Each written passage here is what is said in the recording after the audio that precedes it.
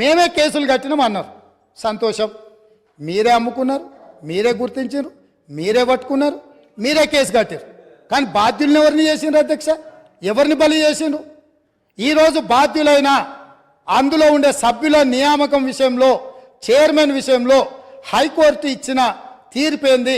నిజంగానే ఈ ప్రభుత్వం బాధ్యత ఉంటే 30 లక్షల మంది నిరుద్యోగ యువకులు ఈరోజు ఉద్యోగ ఉపాధి అవకాశాల కోసం 10 సంవత్సరాల నుంచి చిక్కడపల్లి సెంట్రల్ లైబ్రరీలోనో, లేకపోతే దిల్సుఖ్ నగర్లోనో, గౌలిగూడల్లో, లేకపోతే ఈరోజు అమీర్పేట్ చౌరస్తాల్లో, కుకట్పల్లి చౌరస్తాల్లో, ఈరోజు కోచింగ్ సెంటర్ల అశోక్ నగర్ చౌరస్తాల్లో లక్షలాది మంది విద్యార్థులు ఈరోజు ఉద్యోగ ఉపాధి అవకాశాల కోసం పోటీ పరీక్షలకు గ్రామాలలో ఉన్న తల్లిదండ్రులు రూపాయి కూడబెట్టి ఈరోజు వాళ్ళని ఇక్కడ పెట్టి చదివిస్తే 10 సంవత్సరాలల్లా ప్రభుత్వంలో ఉన్న ఉద్యోగ ఖాళీలను భర్తీ చేయకపోను బాధ్యతారహితంగా నిర్వహించడం వల్ల ఆ ప్రశ్నపత్రాలు లీక్ అయి బజార్లలో పల్లి బఠానీలు అమ్ముకుంటుంటే దానికి సంబంధించిన చర్యలు తీసుకొని బోర్డును రద్దు చేసి కొత్త బోర్డును బాధ్యతారహితంగా నిర్వహించాల్సిన ఈ పార్టీ, ఈ ప్రభుత్వం ఆనాడు ఆ చర్యలు చేయలే. ఎన్నికల్లో వచ్చినప్పుడు వాళ్ళని కొంతమంది విద్యార్థులను పిలుచుకొని కూర్చొని మాట్లాడి మంత్రి గారు చెప్తారు, అవును తప్పు జరిగింది, మళ్ళీ మూడోసారి అవకాశం ఇస్తే మిమ్మల్ని నిండా ముంచుతామని వాళ్ళకి మాటలు చెప్తున్నారు. తప్పు జరిగిందని మీరు గుర్తించినప్పుడు, మీ పాత్ర అందులో లేనప్పుడు, పాత్రులైన బాధ్యులైన వాళ్ళ మీద చర్యలు తీసుకోవడానికి మీరు ఆ పరీక్షలను నిర్వహించిన వాళ్ళ మీద బోర్డులో నియమించిన సభ్యులకు అర్హత లేదు అని కోర్టు కూడా ప్రభుత్వానికి సూచన చేసినప్పుడు యుద్ధ ప్రాతిపదికన చర్యలు ఎందుకు తీసుకోలేదు? దీనికి కారణం మీరు కాదా? ఇలాంటి 10వ తరగతి పరీక్ష నిర్వహించలేనోళ్ళు, 12వ తరగతి పరీక్షల పేపర్లు దిద్దలేనోళ్ళు, తెలంగాణ పబ్లిక్ సర్వీస్ కమిషన్ ద్వారా ప్రభుత్వ ఉద్యోగ నియామకాలు చేపట్టలేనోళ్ళు ఖచ్చితంగా సిగ్గుతో తల వంచుకోవాల్సిందే. తెలంగాణ సమాజానికి క్షమాపణ చెప్పి తీరవలసిందే అధ్యక్ష. అదేవిధంగా అధ్యక్ష ఇంకొక మాట చెప్పదలుచుకున్న అధ్యక్ష, స్కూల్ ఎడ్యుకేషన్ మీద ఇచ్చిన రిపోర్ట్లో నేషనల్ అచీవ్మెంట్ సర్వే ర్యాంకింగ్ 31 అధ్యక్ష. అంటే ఇంకా కింద ఏది లేదు అధ్యక్ష. అసలు నేషనల్ అచీవ్మెంట్ సర్వే స్కూల్ ఎడ్యుకేషన్కి సంబంధించి తెలంగాణ రాష్ట్రానికి ఉన్న ర్యాంక్ ఏంటంటే 31. రాష్ట్రాలే కాదు, యూనియన్ టెరిటరీల కంటే కూడా అధ్వానంగా తెలంగాణ రాష్ట్ర విద్య ఉంది అని అంటే ఈ తప్పకుండా వాళ్ళు తల వంచుకోవాల్సిందే, సిగ్గుపడాల్సిందే అధ్యక్ష. అదేవిధంగా అధ్యక్ష పదే గతంలో మీరు ఇది మాట్లాడినరు, గతంలో అది మాట్లాడినరు, గతంలో మీరు తెలంగాణకు వ్యతిరేకం, లేకపోతే మీరు తెలంగాణ ప్రజలప్పుడు అడిగినప్పుడు ఇయ్యలేదు, గత కాంగ్రెస్ ప్రభుత్వంలో జరిగిన తప్పిదాలకంతా ఇక్కడ ఉన్న వాళ్ళే కారణం, మీరు బాధ్యత వహించాలి అంటారు. నేను ఒక్క మాట మీ ద్వారా చెప్పదలుచుకున్నా అధ్యక్ష. ఉమ్మడి రాష్ట్రంలో సమైక్య పాలనలో 16 మంది ముఖ్యమంత్రులుగా 16 సార్లు ముఖ్యమంత్రులుగా ఉన్న వాళ్ళు ఎవరు ఈ ప్రాంతానికి సంబంధించి న్యాయం చెయ్యలేదు, ఇక న్యాయం జరగదు అన్న ఆలోచన వచ్చి తెలంగాణ ప్రజలందరూ తెలంగాణ జేఏసీ కింద కోదండరామ్ గారి నాయకత్వంలో అన్ని రాజకీయ పార్టీలు ఏకమయ్యి ఒక్క పాటలో నడిచి, అది మిలియన్ మార్చ్ కావచ్చు, సకల జనుల సమ్మె కావచ్చు, అనేక రూపాలలో ఉద్యమాలను నిర్మించడం ద్వారా ఆనాడు సహకరించని పార్టీలను కూడా కాంగ్రెస్ పార్టీ మాట్లాడి కాంగ్రెస్ పార్టీ లోక్సభలో శ్రీమతి సోనియా గాంధీ గారు యూపీఏ చైర్పర్సన్ గారి నాయకత్వంలో మన్మోహన్ సింగ్ గారు ప్రధానమంత్రిగా ఉన్నప్పుడు తెలంగాణ రాష్ట్రాన్ని మేము ఏర్పాటు చేసిన మాట వాస్తవం కాదా? ఈ తెలంగాణ రాష్ట్రం ఉక్కు సంకల్పంతో ఆనాడు 2004 సంవత్సరంలో శ్రీమతి సోనియా గాంధీ గారు కరీంనగర్ గడ్డ మీద నుంచి ఈ ప్రాంత ప్రజలకు ఇచ్చిన మాట నిలబెట్టుకోవడానికి మాట తప్పని మడమ తిప్పని నాయకురాలుగా తెలంగాణకు ఆనాడు ఇచ్చిన గ్యారంటీని ఎన్ని కష్టాలు, ఎన్ని నష్టాలు, ఎన్ని ఇబ్బందులు ఎదుర్కొన్న 4 కోట్ల తెలంగాణ ప్రజలకు తెలంగాణ రాష్ట్రాన్ని ఇచ్చి మాట నిలబెట్టుకున్న నాయకురాలు సోనియా గాంధీ గారు. ఇది నేను కాదు, వాళ్ళ నాయకుడు ఇక్కడ నిలబడి చెప్పిండు. ఇవాళ వాళ్ళకు గుర్తు లేకపోతే మీ ద్వారా మిమ్మల్ని అడుగుతున్నా, ఓ రోజు వారు ఇక్కడ నిలబడి సోనియా గాంధీ గారి దయ వల్లనే, సోనియా గాంధీ గారి ఉక్కు సంకల్పం వల్లనే ఈ తెలంగాణ రాష్ట్రం వచ్చిందన్న చెప్పిన విషయాన్ని మీరు అనుమతిస్తే ఇక్కడ కెమెరా, ఇక్కడ వీడియో పెట్టి, ఇక్కడ మొత్తం టీవీ పెట్టి మీ ద్వారా వాళ్లకు తెలంగాణ ప్రజలకు నేను చూపించదలుచుకున్న అధ్యక్ష. ఇదే కాకుండా అధ్యక్ష వస్తున్నా అక్కడికి కూడా వస్తున్నా, తొందరపడ అంత తొందర ఎందుకు? నీది కూడా మేనేజ్మెంట్ కోటానే తెలుసు కదా, ఆ గట్టిగా అరుస్తున్నాయని కూడా మేనేజ్మెంట్ కోటానే. సో అదేవిధంగా అధ్యక్ష అదేవిధంగా అధ్యక్ష అదేవిధంగా 18 జూలై అధ్యక్ష బాగినాలే ప్రతిపక్ష నాయకులు 18 జూలై 1996 ఒక చర్చ సందర్భంగా ఈ చర్చ 16 జీవో మీద తెలంగాణ సమస్యల మీద చర్చ జరిగినప్పుడు ఒక గొప్ప నాయకుడు చాలా గొప్ప నాయకుడు అని చెప్పుకునేవాళ్ళు ఏం మాట్లాడినరో నేను చెప్పదలుచుకున్నా అధ్యక్ష. ఇది అసెంబ్లీ రికార్డులలో ఉంటే కావాలంటే వాళ్ళు కూడా చూసుకోవచ్చు, లేదంటే కాపీ నేను మీకు పంపిస్తాను, మీ ద్వారా వాళ్ళకి ఇవ్వచ్చు. ఉద్యోగులకు సంబంధించి 6 సూత్రాల పథకం, జోనల్ సిస్టమ్ వంటివి దెబ్బతిన్నాయి. సర్ప్లస్ స్టాఫ్ను రాష్ట్రంలో ఏ మూలనైనా వాడుకునేలా వీలు ఉండాలి, కానీ ఆ విధానం లేదు. మనం విధించుకున్న ఆటంకం 6 సూత్రాల జోనల్ విధానం. సిబ్బందిని వినియోగించుకోలేక పని లేకపోయినా కోట్ల లక్షల రూపాయలు నిరర్థకంగా పెట్టుకొని ఖర్చు చేస్తూ వృధా చేస్తున్నాం. ఈ విధానంలో మార్పులు చేయాలి, డైనమిక్గా మూవ్ కావాలి. ఆయా ప్రాంతాల ప్రజాప్రతినిధులతోనూ ఉద్యోగ సంఘాలతోనూ సంప్రదింపులు జరిపి జోనల్ విధానాన్ని తొలగించడానికి ప్రయత్నం చేయాలి.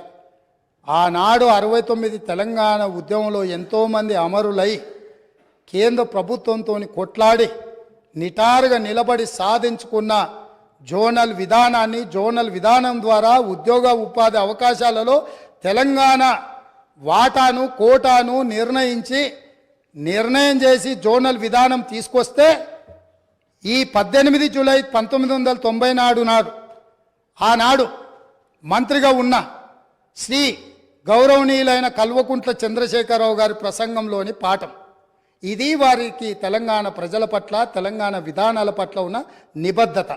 ఈరోజు వాళ్ళు ఇక్కడ వచ్చి వారి వారసులం మేము, మా అంత ప్రబుద్ధులే లేరు, మా అంత గొప్ప ఉద్యమకారులే లేరు, తెలంగాణ అంటే మేమంటే తెలంగాణ అని గొప్పలు చెప్పుకునే వాళ్ళు ఇదే సభలో ఇక్కడే నిలబడి కల్వకుంట్ల చంద్రశేఖరరావు గారు మాట్లాడిన ప్రసంగం ఇది.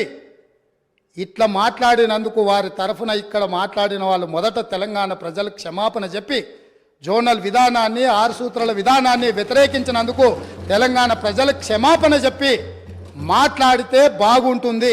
చరిత్ర వెనకెళ్ళి తవ్వడం మొదలు పెడితే ఆ సమాధులల్లో మీరు కూరుకుపోతారు, మళ్ళీ బయటికి కూడా రారు. కాబట్టి పదే గతాన్ని తవ్వడం, ఎత్తిపోయడం అంటూ మొదలు పెడితే, ఈ పక్క నుంచి మేము ఎత్తిపోయడం మొదలు పెడితే మీరు తట్టుకోలేరు.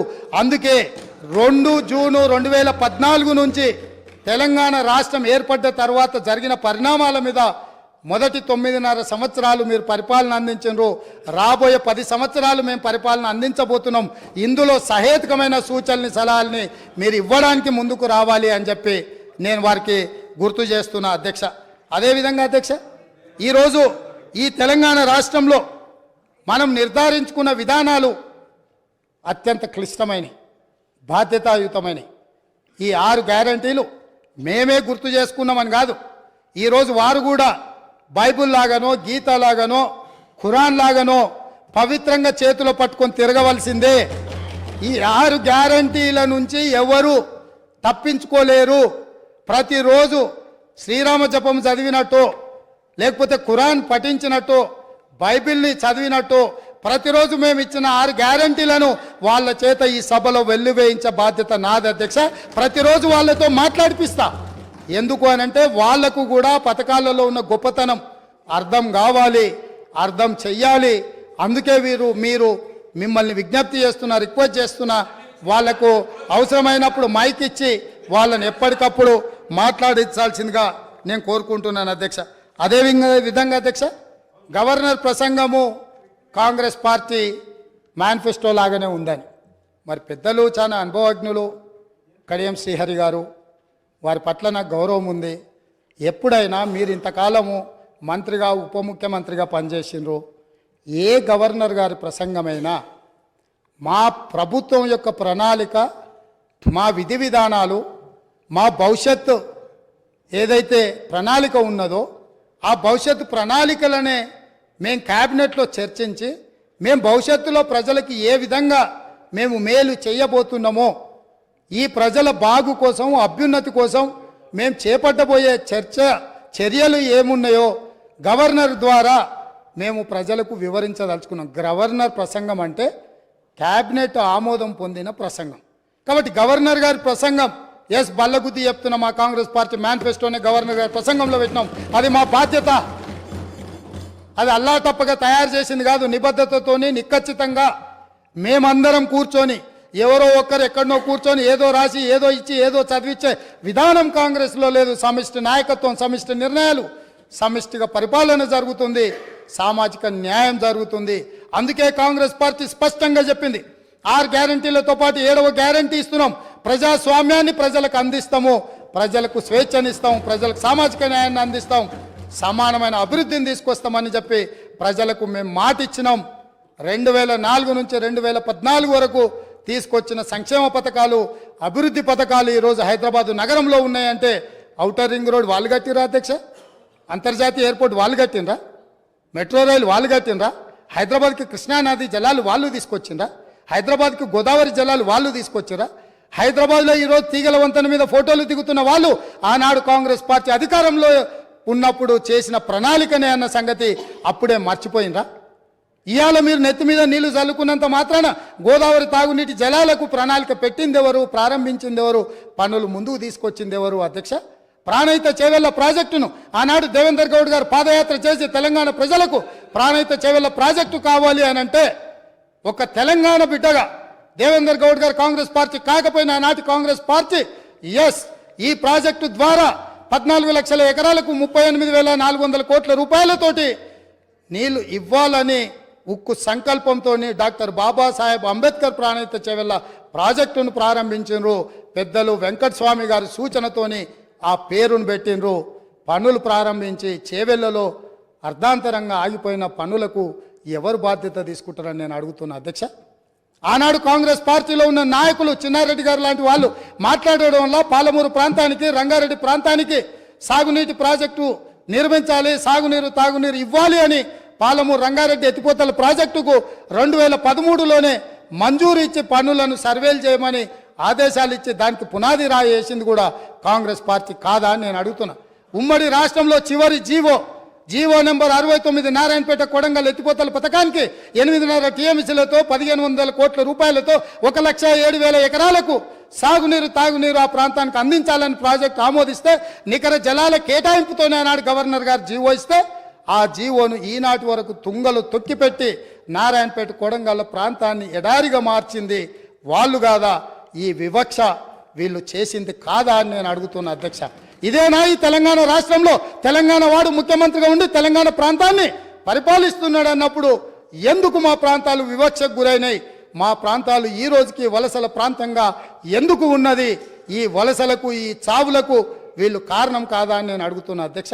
అదేవిధంగా ఈరోజు నేను మాట్లాడదలుచుకున్న అధ్యక్ష, తెలంగాణ రాష్ట్రంలో డ్రగ్స్ మహమ్మారి లేకుండే, తెలంగాణ ఉమ్మడి రాష్ట్రంలో డ్రగ్స్ గురించి చర్చలు లేకుండే, గంజాయి మత్తు లేకుండే, లిక్కర్ కూడా అతి తక్కువగా ఉండే.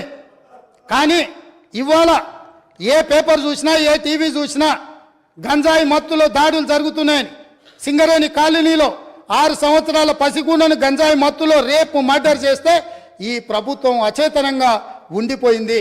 ఈరోజు ఈ రాష్ట్రంలో జరుగుతున్న కారణాలకు, ఈరోజు దొరుకుతున్న డ్రగ్స్కి ఈ ప్రభుత్వ వైఫల్యం కారణం కాదా? ఈ ప్రభుత్వం డ్రగ్స్కు సంబంధించి విచారణ మీద సిట్టు వేసి ఆ సిట్లో ఉన్న అధికారిని అర్ధాంతరంగా ఎందుకు బదిలీ చేసిండ్రు? అతను ఎక్కడికి పోయిండు? ఆ సిట్ ఎక్కడికి పోయింది? ఆ విచారణ ఎక్కడికి పోయిందని నేను అడుగుతున్నా అధ్యక్ష.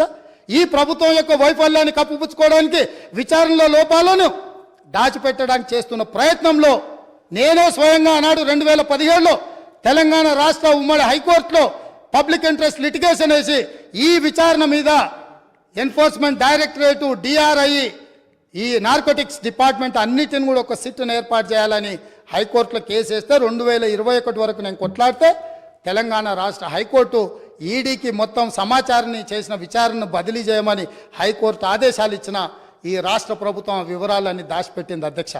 ఆనాడు డ్రగ్స్లో ఏవైతే టెలిఫోన్లు కానీ, కంప్యూటర్స్ కానీ, ల్యాప్టాప్లు కానీ ఇతర సీజ్ చేసిన ఎక్విప్మెంట్, ఎలక్ట్రానిక్ ఎక్విప్మెంట్ని ఏది కూడా ఈరోజు వాళ్ళు ఫోరెన్సిక్ ల్యాబ్కు పంపించలేదు. వాటి మీద సరైన విచారణ జరగలేదు. ఆ వివరాలన్నీ కూడా ఈడీ అడిగితే ఇవ్వకపోతే ఈడీ డిపార్ట్మెంట్ తెలంగాణ ప్రభుత్వం మీద contempt of court case file చేసింది అధ్యక్ష. నేను అడుగుతున్న అధ్యక్ష మీ ద్వారా ప్రతిపక్షాన్ని, ఈ రాష్ట్రాన్ని పంజాబ్ రాష్ట్రాన్ని మీరు చూసిండ్రు. పంజాబ్ రాష్ట్రాన్ని ఈరోజు డ్రగ్స్ మహమ్మారి పట్టి పీడించడంతో ఈరోజు గ్రామాలల్లో పేద మహిళలు, ధనవంతులు శ్రీమంతులు కాదు, పేదలు భార్య తల్లి కూలికి పోయి సంపాదించిన డబ్బులో భర్తలను సోదరులను ఇవాళ డ్రగ్స్కి అలవాటు పడి బాధపడుతుంటే వాళ్ళకు అందులో సంపాదించిన కొంత డబ్బు పెట్టి డ్రగ్స్ కొని ఇచ్చే పరిస్థితి వచ్చింది. ఈ పరిస్థితి పంజాబ్ రాష్ట్రాన్ని నిర్వీర్యం చేసింది అధ్యక్ష.